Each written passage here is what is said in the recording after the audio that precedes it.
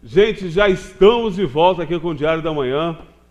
Vou mais uma vez chamar a atenção para a sua participação aqui, né? A gente tem recebido todos os dias, né? Não é assim, não estamos exagerando, todos os dias, muitas fotos, né, de registros aí de irregularidades no que diz respeito ao nosso trânsito aqui na cidade, no centro, né? O trânsito mudou, as nossas regras mudaram. É natural que as pessoas demorem um pouco a se acostumar, mas são muitas irregularidades. E aí, eu acho que até em virtude dessa grande demanda que a gente tem recebido e tem mostrado muito, a Secretaria de Segurança Pública da cidade, né, inaugurou um novo serviço de WhatsApp também, assim como a gente faz aqui com o nosso WhatsApp, para que você mande para lá os seus registros. A gente colocou ontem esse registro aqui que foi mandado para a gente por um ciclista. Vou pedir para o Ricardo colocar na tela toda para a gente falar um pouco sobre isso, que é um registro interessante porque é feito pela visão do ciclista. Então, o ciclista, inclusive, dá aqui o seu depoimento. Olha, ando todos os dias, venho de casa para o trabalho de bicicleta, uso a bicicleta e tenho visto todos os dias. E você vê que ele está sentado na bicicleta e fez o registro, né, do carro estacionado na ciclofaixa, né, onde não pode estacionar, né? A gente já sabe disso. Essa regra não é tão nova assim. Essa regra, inclusive, consta lá no nosso Código de Trânsito Brasileiro, tá bom? Bom, a Secretaria de Segurança colocou esse serviço. Eu vou passar para vocês agora o telefone, tá? Como eu disse para você aqui ontem, a gente não só critica, a gente fala também, né, as coisas boas que a Secretaria, que a Prefeitura faz.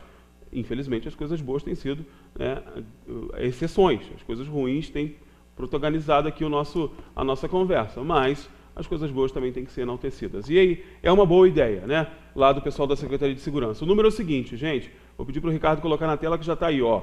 É o 97560-1662. Esse número é o WhatsApp da Secretaria de Segurança para você fazer esse tipo de registro. E uma dica importante para você, né? Na hora que for fazer esse registro, muito cuidado para botar bastante ali a placa visível, né? Que esse sujeito vai ser multado, com certeza, tá bom? Tá indo lá direto para a Guarda Municipal, vai servir como prova e vai tomar uma multinha bacana, só assim ele aprende, tá bom? Gente, então recebendo de volta aqui no Diário da Manhã, meu amigo Pastor Tiago, lá da Primeira Igreja Batista, vou para lá conversar com ele. Pastor, muito bom dia. Muito bom dia, seja bem-vindo novamente bom dia, Anderson. Ao Diário da Manhã. Muito obrigado por esse privilégio. Nosso bate-papo na última vez foi tão legal que eu falei, fluiu, né? Fluiu. Tem que voltar aqui mais vezes para a gente conversar mais sobre esses assuntos que são tão legais. Legal, né? legal. E como é que foi o evento lá com a juventude? Cara, tá ótimo, porque a coisa tá acontecendo, né? Então, obrigado você estar recebendo a gente aí na tua casa, um bom dia para vocês. Tá sendo maravilhoso. A gente está começando agora esse domingo passado, né? Começamos agora. E aí vai ser o mês inteiro e vai fechar com chave de ouro com 3 dias de congresso, sexta, sábado e domingo. Você é o nosso convidado, você sabe onde que é a Primeira Igreja, então aparece por aqui. Aqui do nosso lado, a Primeira Igreja está aqui do lado da gente, ficou muito bonito, inclusive, né? É verdade. Aliás, quem ainda não conheceu, né, a nova sede aí da Primeira Igreja Batista, vale a pena, é um lugar belíssimo, é um trabalho realmente nota 1000, né? Graças a Deus, assim, e tudo que tem colaborado e cooperado para, não só a estrutura, mas as pessoas em si, que tem vindo, tem os corais, tem as pregações, as palavras, maravilhoso. Então, vamos lá participar, você vai gostar, com certeza. Muita coisa legal. Ontem a gente recebeu aqui, pastor, um grupo da Igreja Filadélfia, que está fazendo um trabalho muito interessante. E aí, a gente vai aproveitar a tua presença aqui, né, já que você é o pastor dos jovens, para a gente falar um pouco sobre essa temática, que são os jovens que estão fazendo o trabalho de evangelização na Praça Olímpica. Então, começaram na igreja, levaram para a escola, e aí, no período de férias escolares, né, o pessoal cobrou eles, não, vamos fazer na Praça Olímpica. E começaram a fazer o trabalho na Praça Olímpica. E assim, uma das jovens me disse o seguinte: Anderson, o que é bacana é que as pessoas passam ali, né, é um espaço de circulação do mais variado possível, e apesar de ser um trabalho voltado, a gente está até com as imagens que o Ricardo colocou, apesar de ser um trabalho voltado para o jovem, né, muita gente passa e fica ali, o curioso, né, o que está acontecendo, o que é isso, né? Aí a jovem falou o seguinte: Anderson, a gente fica impressionado que as pessoas falam assim, mas isso que é a igreja? Que maneiro. Porque eu achava que era uma coisa diferente, né? Eu achava que era aquela coisa, né, de cobrança, né? Você tem que ser perfeito, você tem que ser isso, você tem que ser aquilo. Como é que você vê essa imagem ainda do jovem que está aí, por opção, afastado um pouco das coisas de Deus? De certa forma, tendo uma resistência, essa resistência, né, a essa coisa da regra, né, essa coisa da conduta cristã. O que acontece é o seguinte, acho que tudo começa com um problema de essência e de identificação. A palavra eclésia, por exemplo, que dá origem à igreja, ao nome igreja, significa chamados para fora. Não existe, é inconcebível uma igreja que seja uma igreja que viva dentro de 4 paredes apenas, fechada. Então, ou seja, eu acho que qualquer circuito religioso que viva fechado em si mesmo, ele abre precedente para você poder entender absolutamente o que você quiser a respeito daquele circuito religioso. Quando a igreja, ela passa a ser um sinal de diferença, um agente de transformação no meio em que ela vive, aí eu entendo que Jesus está nesse negócio. Sabe por quê? Porque o que Jesus queria, na realidade, Anderson, era reino de Deus. E reino de Deus não tem quadrante, não tem patamares, não tem circuito fechado, não tem delimitação, não tem nada disso. Sabe por quê? Por exemplo, quando Jesus prega, ele prega numa montanha. O famoso sermão de Jesus, chamado Sermão da Montanha, onde ele apregou as bem-aventuranças. Então, não é numa sinagoga, onde era o instrumento, o lugar de ensino. Não era num templo, era numa montanha. Quando você pega Jesus ensinando, ele está ensinando em cima de um barco. Coisa louca, porque o barco ficava para lá e para cá, e os discípulos segurando o barquinho, e Jesus no meio de uma multidão ensinando. Ele precisava estar acima para poder ensinar para a galera vê-lo. Então ele está ali ensinando para aquelas pessoas num barco. Então, ou seja, ele usava aquilo que era contingencial, aquilo que estava no dia a dia, no cotidiano, e aquilo era a transformação. Aí eu entendo uma coisa, Jesus queria reino de Deus. O que nós podemos dar para ele foi o que nós chamamos de igreja. E aí esse perigo muito grande é que nós possamos engessar a religião como religiosidade, e que Deus e o próprio Deus não tenha mais acesso à sensibilidade do nosso coração. Trabalhos como esse que você está mencionando são trabalhos que começam a quebrar essa arregimentação, essa dureza, onde pessoas olham e dizem assim: pô, igreja é isso, igreja é uma coisa que muda a sociedade, igreja é uma coisa que envolve jovens. Anderson, a gente vive num tempo de falta de referenciais, a gente comentou um pouquinho sobre isso. A gente vive um tempo de falta de referenciais. Sem nenhum parâmetro, realmente. Exato, né? E você não tem isso político. Seguir, né? A quem vamos seguir? Você acabou de falar sobre um problema muito sério que é a política. E um problema muito sério que a gente percebe que, infelizmente, a gente tem uma memória muito fraca. E essa memória muito fraca é uma memória fraca, mas de forma indutiva. Ou seja, eu sei que aquele cara não é bom. Eu sei que aquele cara não faz coisas boas, mas... ele já me fez essa coisa legal, ele já me deu um tijolo, ele é meu amigo, eu conheço dele desde pequeno, ou até mesmo, ele é da mesma religião do que eu. Aí que está o grande perigo. Aí que é o perigo. Exatamente. Aí que é o perigo. Por que é o grande perigo essa história? Eu, como pastor, eu não estou preocupado em colocar alguém ali que seja pastor ou evangélico. Eu estou preocupado em colocar alguém ali que tenha políticas sociais justas, política pública que entende justiça social. Isso que a gente precisa. Então, não importa a religião, a gente tem que olhar para a ficha do cara, como você mesmo colocou, e perceber se aquele cara tem alguma coisa a proporcionar para a sociedade. Ele tem alguma coisa? Esquece, é de religião ou não é de religião, mas deixa eu dar uma olhada aqui. Ele tem alguma coisa para proporcionar? Ele trouxe alguma coisa que realmente é válido para a sociedade? Ele pensou em políticas públicas justas? Estou com esse cara. Então, se a gente começa a pensar que falta referenciais, e os jovens precisam desses referenciais, você começa a se portar de forma diferente. Você vê, o camarada parou ali na faixa onde é o do ciclista. Você reclama, nós reclamamos de grandes corrupções, mas grandes corrupções é apenas o acúmulo, são apenas o acúmulo das microcorrupções. Começa com as pequenas. Começa com aquilo pequeno. Então, eu creio que a gente consegue acentuar muito o erro do outro, porque o erro do outro revela as minhas microcorrupções, os meus pecados menores, porque não existe isso também, mas como se a gente pudesse ser revelado por aquilo que o outro faz. Então, ou seja, é louvável movimentos tais como esse. É muito bom ver a juventude querendo ser agente de transformação. E digo mais, agente de transformação não apenas no nível espiritual, porque também tem um problema. Claro. Tem muita gente que pensa, não, Jesus ele veio para mudar a vida espiritual. Sim, ele veio para mudar a vida espiritual, mas se a nossa vida espiritual ela é uma vida monástica, ou seja, eu vivo enclausurado dentro de um monastério como um monge, eu tenho que começar a me preocupar, porque Jesus ele muda a sociedade.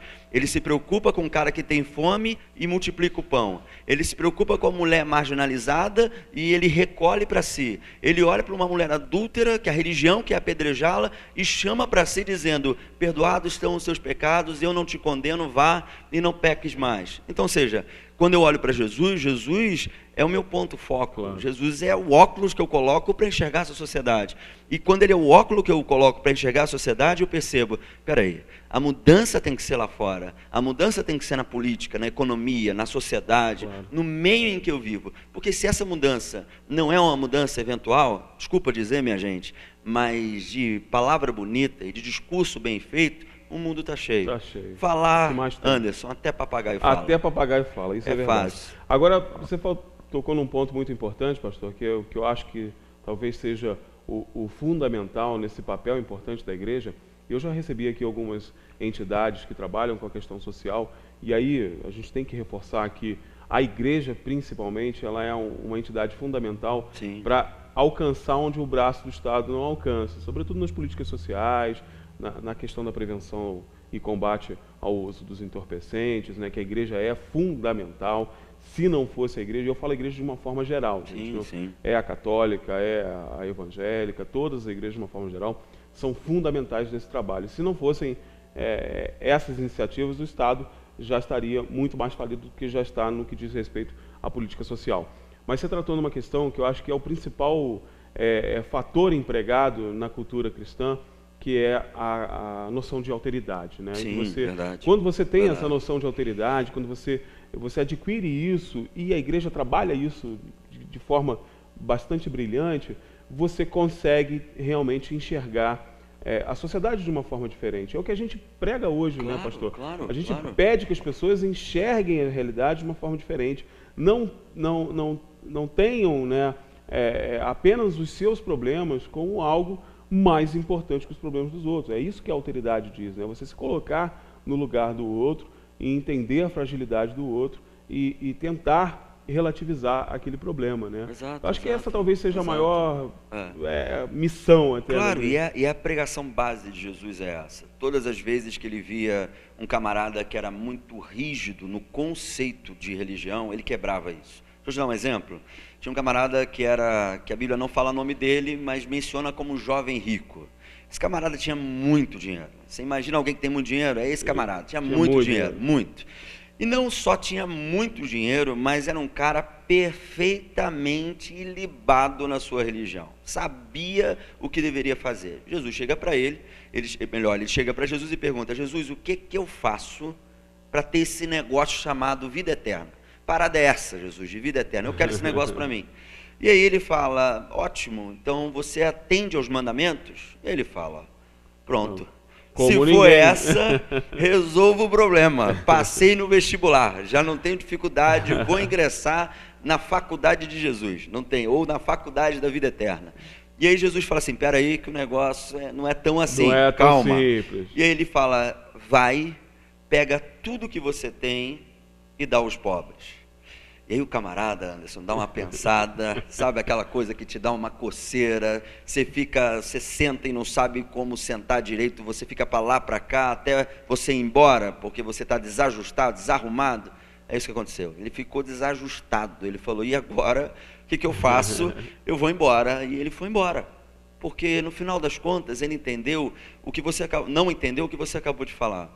A gente se prende diante do aspecto egocêntrico.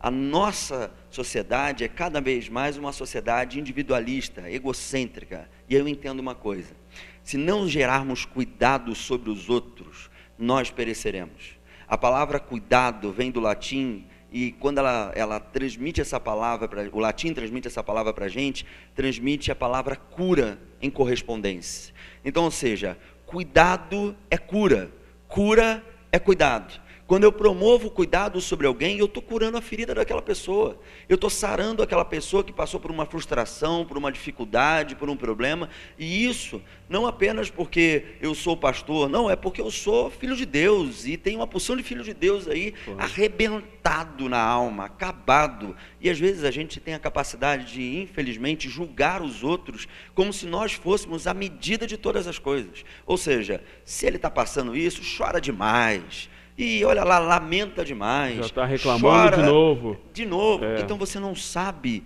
o que aquela pessoa passou no pano da existência dela, a dificuldade que aquela pessoa passou, os problemas que aquela pessoa passa, as frustrações, as decepções. Então eu tenho que promover cuidado para aquela pessoa.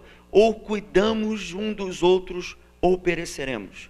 Ou acabará esse mundo. Se você acha que você, envolto no seu individualismo, no seu egocentrismo, você vai para algum lugar, saiba de uma coisa, vai chegar um dia em que você vai precisar de atento, de cuidado, de atenção, e você não vai ter, e você vai perecer, você não vai se importar. Eu me lembro de um camarada que uma vez disse o seguinte, quando os nazistas, ele era judeu, quando os nazistas chegaram, eu tinha amigos judeus, ele era alemão, melhor dizendo, não era judeu, ele era alemão, e ele disse, quando os nazistas chegaram aqui e pegaram judeus, eu não me importei.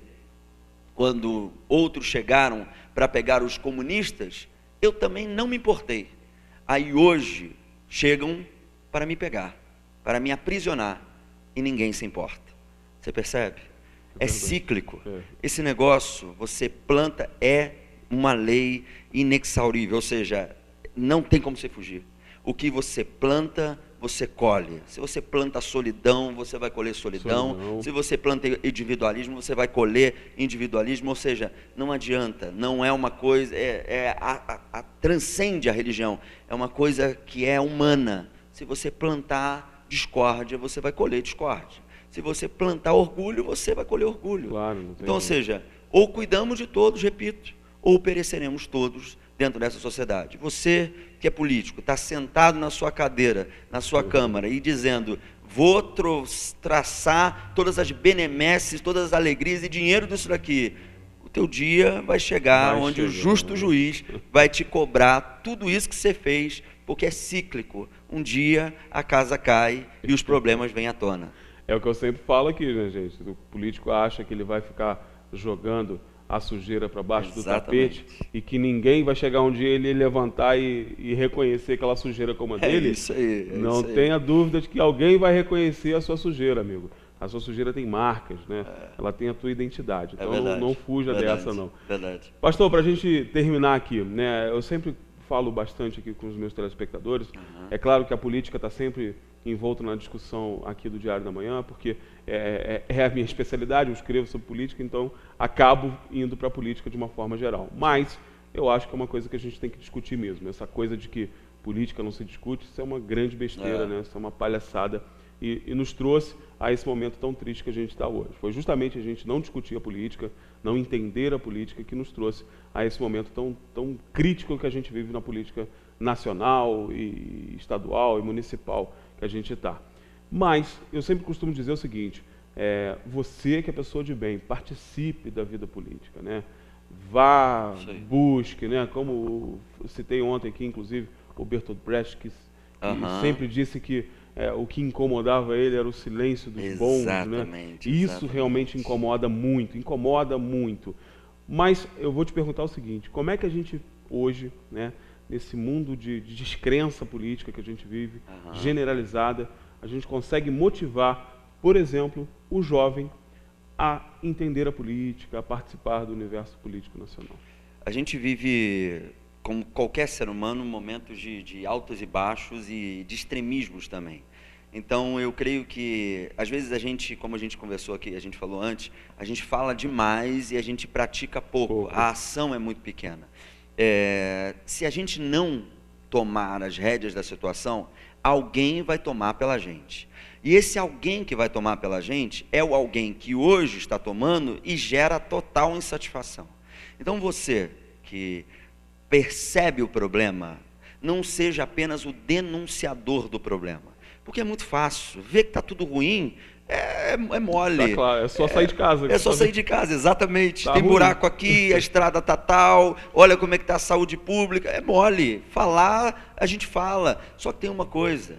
A crítica não pode cair num criticismo, ou seja, o criticismo é a prática da crítica infundada diante da ação, da atitude, ou seja, é por si só, exatamente. Você não consegue agir, então vamos parar de viver nesse estado contemplativo e vamos colocar mãos à obra. Vamos fazer o seguinte, você está vendo que tem problemas dentro da sua sociedade, você está vendo que tem camaradas aí jogados como mendigos que estão lançados na rua, você está vendo que tem pessoas que precisam de uma saúde pública, vocês estão vendo, ou a gente está vendo, que tem gente que precisa de educação. Vamos ser agentes de transformação desse negócio, minha gente. Vamos ser pessoas que vão olhar para isso, não mais no estado da crítica, vamos cobrar, tem jeito de cobrar esse negócio.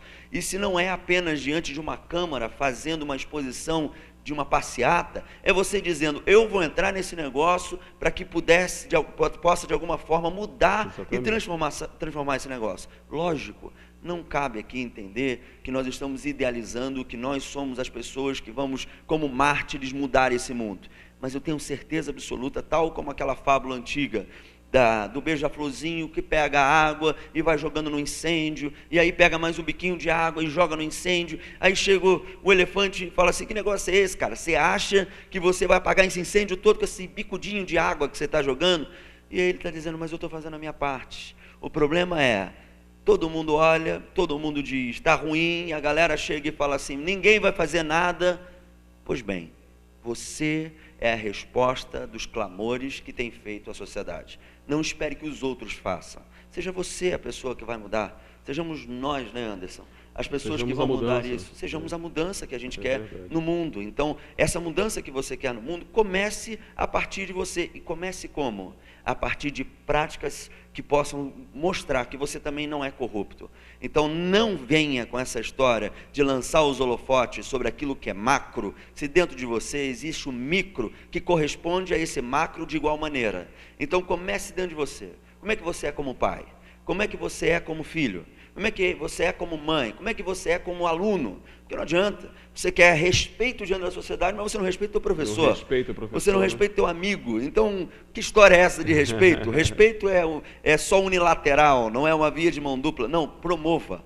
Promova isso em cadências menores, porque a partir de cadências menores as transformações vão acontecendo, e em cadências superiores, você que é jovem, você que pode se empreitar nessa jornada, você pode ser o agente de transformação. E lembre-se sempre, né, citando aqui o Immanuel Kant, né, que é um filósofo alemão sensacional, que ele dizia o seguinte, tudo aquilo que você não puder dizer como fez, não faça. Exato.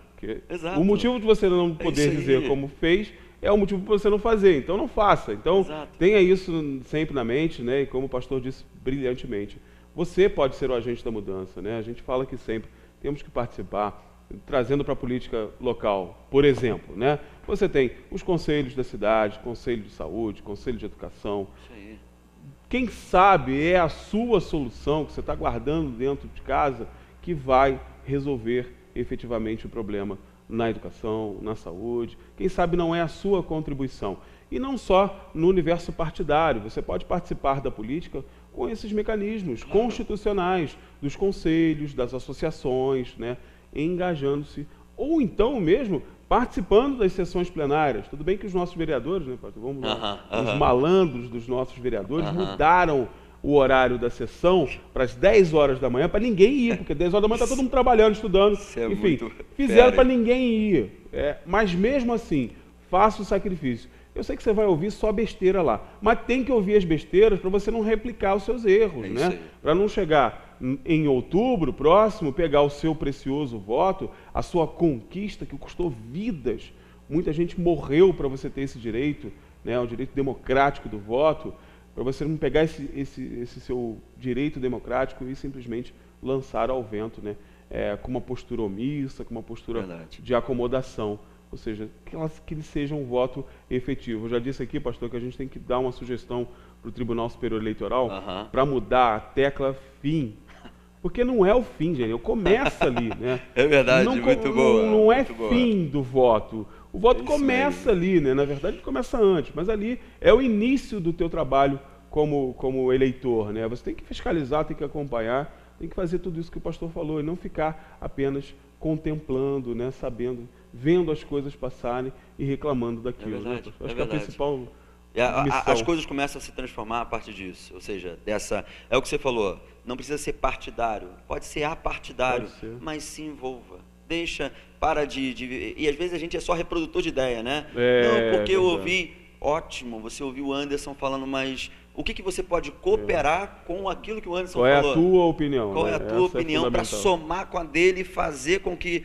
a opinião do pastor, mas ótimo, mas o que é a tua opinião para a gente mudar, fazer junto, ter perspectivas? Todo ponto de vista é a vista de um ponto só. Se você soma esses pontos, você consegue fazer com que a cooperação haja na transformação da sociedade. Com certeza, isso aí. Pastor, obrigado pela tua participação de novo. Obrigado, Anderson. Sempre bom. Se deixar, a gente vai até o jornal. Né? Mas a boa notícia é que o pastor vai estar com a gente aqui mais vezes, né? Vamos trazer ele aqui rotineiramente ao programa para a gente bater esse bate-papo importante e tão elucidador aí, como você viu que foi hoje, né? Pastor, obrigado pela tua participação. Muito obrigado, mais uma vez. Muita sorte no evento aí. Amém, obrigado. Da próxima vez que você vier aqui, a gente já vai falar dos resultados do evento, ótimo, com certeza. E vamos levar. E vocês não esquecem, né? Você pode participar do evento. Procura o pastor lá na Primeira Igreja Batista, né? Se não lembrar do nome do pastor Tiago, pode procurar o pastor de barba, né? De barba, da mechinha branca. Que o pessoal sabe indicar lá, né? Com certeza, gente, com certeza. Muito obrigado, meu irmão. Obrigado por essa oportunidade, de verdade. Obrigado você. Vamos ao intervalo comercial rapidinho, daqui a pouco eu estou de volta, tem as nossas redes sociais e o programa está voando, gente. Então, continua aí comigo, que daqui a pouco eu estou de volta. Muito bom, pastor. Obrigado.